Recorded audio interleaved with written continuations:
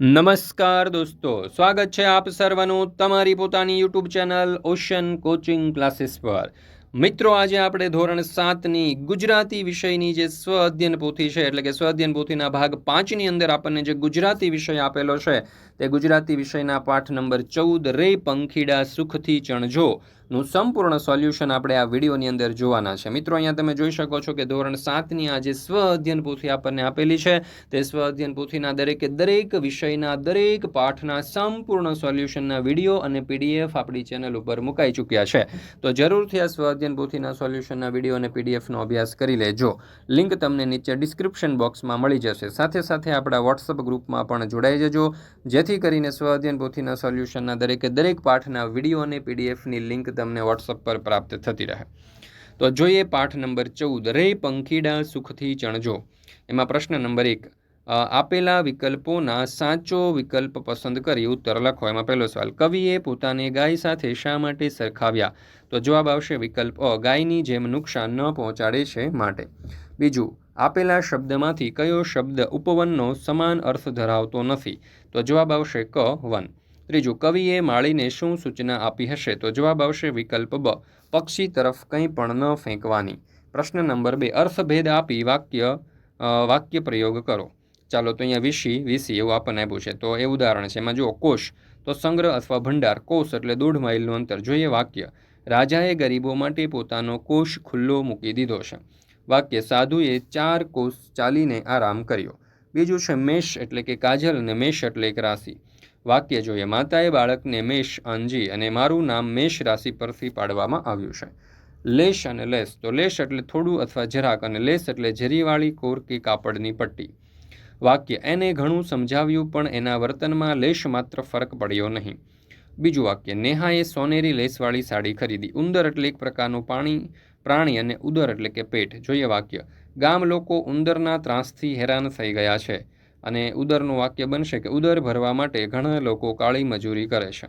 જગ એટલે દુનિયા અને જંગ એટલે યુદ્ધ. તો વાક્ય બનશે, ગુજરાતીઓ વ્યાપાર માટે જગ વિખ્યાત છે. અને અહીંયા બીજું વાક્ય બનશે કે ધૂળો ચોરો સાથે જંગ ખેલવા લાગ્યો. મિત્રો, ધોરણ 3થી 8ની દરેક વિષયની દરેક પાઠના જે સોલ્યુશન છે સ્વ અધ્યયન પોથીના, તે આપણી આ ચેનલ ઉપર મુકાઈ ચૂક્યા છે. એના સંપૂર્ણ સોલ્યુશનના વિડીયો અને પીડીએફનો અભ્યાસ કરવા માટેની લિંક નીચે ડિસ્ક્રિપ્શન બોક્સમાં મળી જશે.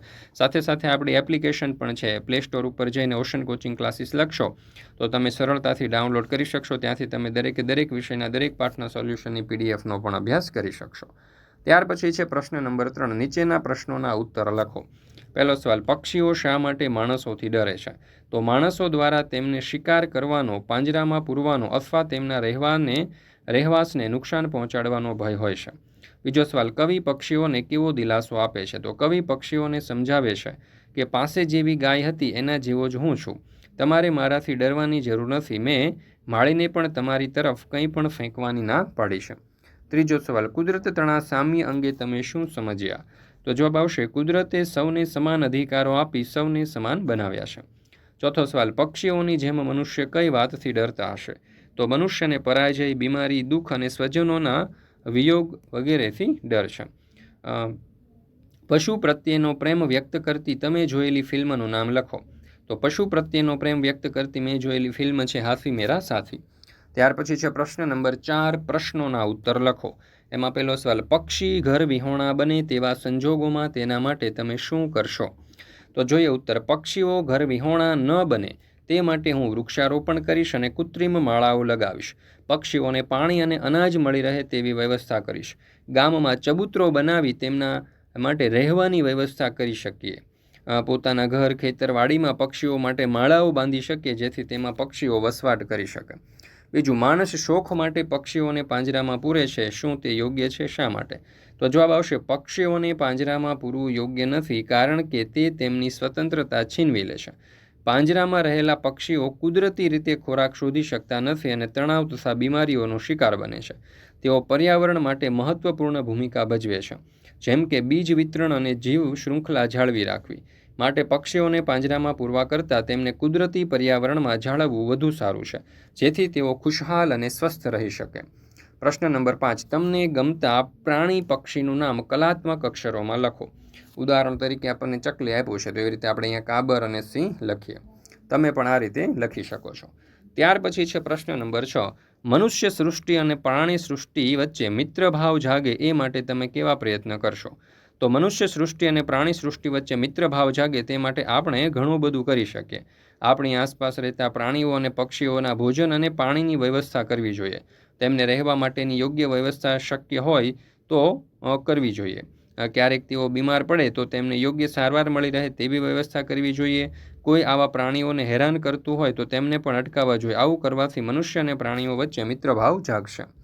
ત્યાર પછી છે પ્રશ્ન નંબર 7, કલાપીનું અન્ય કાવ્ય ઇન્ટરનેટ કે અન્ય માધ્યમથી શોધીને લખો. તો જો એક ઘા, તે પંખીની ઉપર પથ્થરો ફેંકતા ફેંકી દીધો છૂટ્યો તેને પડી ફાળ હૈયે મહીતો, રે રે લાગ્યો દિલ પર અને શ્વાસ રૂંધાઈ જાતા, નીચે આવ્યું તરુ ઉપરથી પાંખ ઢીલી થાતામાં, મેં પાળ્યું તે તરફડી મરે હસતે હરાજથી આ, પાણી છાંટ્યું દિલ ધડકતે હોય ઉઠી શક્યું ના, ક્યાંથી ઉઠે જખમ દિલનો ક્રૂર હસ્તે કરેલો, ક્યાંથી ઉઠે હૃદય કુમળું છેક તેનું આ અહોહો, આહા કિંતુ કળ ઉતરીને આંખો તો ઉઘડીએ, મૃત્યુ થાશે જીવ ઉગરશે કોણ જાણી શકે એ, જીવ્યું આહ મધુર ગમતા ગીત ગાવા ફરીને, આ વાડીના મધુર ફલને ચાખવાને ફરીને, રે રે કિંતુ ફરી કદી હવે પાસ મારી ન આવે, આવે ત્યારે ડરી ડરી એનું ઈચ્છતું ઉડવાને, રે રે શ્રદ્ધા ગત થઈ પછી કોઈ કાળે ન આવે, લાગ્યા ઘાને વિસરી શકવા કાંઈ સામર્થ્ય નાના.